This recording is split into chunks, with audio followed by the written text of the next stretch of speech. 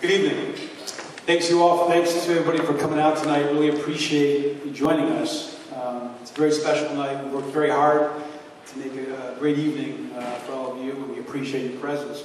You know, Cleveland used to be part of the Silicon Valley. It was the Silicon Valley of the world in the early part of the 19th century, late 19th century, early 20th century. Cleveland, Pittsburgh, Detroit, this was the world's Silicon Valley. Cleveland was the second or third most prolific city in the world with industrial patent generation. This was the land of Rockefeller, Carnegie, Ford, Herbert Henry Dow, Timken, the greatest icons of American entrepreneurship. Many of them immigrants, many of them attracting immigrants to come work the factories, build the muscle, bring the muscle that would drive those factories. 30% of Cleveland in our heyday, when we used to have about 1 million people, were foreign born. Today, as you all know, our population is dwindling in many ways, the urban core.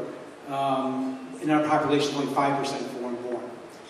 Well, as we transition to a new economy, I think we should remember our heritage, but we should also look forward, and we should ask ourselves the question, you know, what is the new economy, and how do we get there as quickly as possible? And if you ask those questions, you're going to run into the word immigrant and international immediately. Why? 95% of the world's consumers live outside the United States. Not here in this country. Immigrants are nearly twice as likely to start a business compared to American-born. Immigrants internationals are filing patents at a 2-to-1 ratio to American-born. Immigrants are more likely, including undocumented immigrants, more likely to have an advanced degree compared to American-born. Immigrants are more likely to have intimate knowledge of global markets that we must be aggressively seeking out. So obviously, Cleveland and Detroit and Pittsburgh, we've got to regain that immigrant advantage and welcome it. We know the power of immigrant innovation and entrepreneurship. All you have to do is look at Silicon Valley. 50% of the companies there have immigrant founders. 50%. In Ohio, it's only 14% of our tech companies have an immigrant founder. This is really the essence of TIE. TIE is a safe place to network, educate, and connect the immigrant international entrepreneurs, to build capacity in these communities, and also to educate the general community on the value of this asset.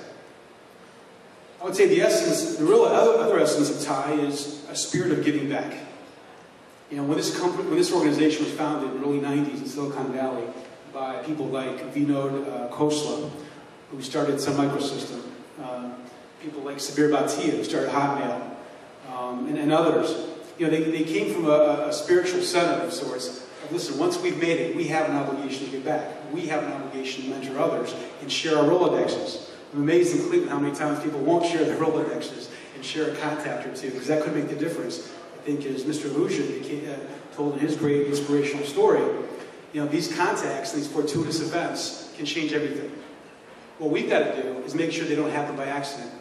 We've got to intentionally make those connections and make those mentors. So the spirit of giving back should be part of everything we do.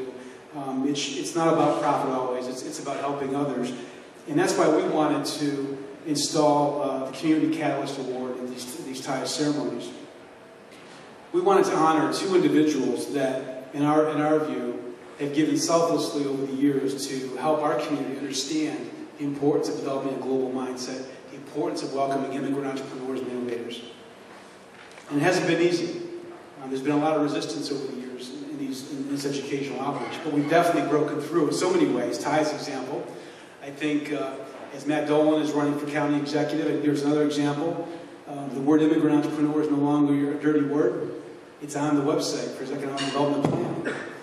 I mean, it's now being used in campaigns. It's not just being used in backroom talks. So I think, you know, we are at a turning point in Cleveland.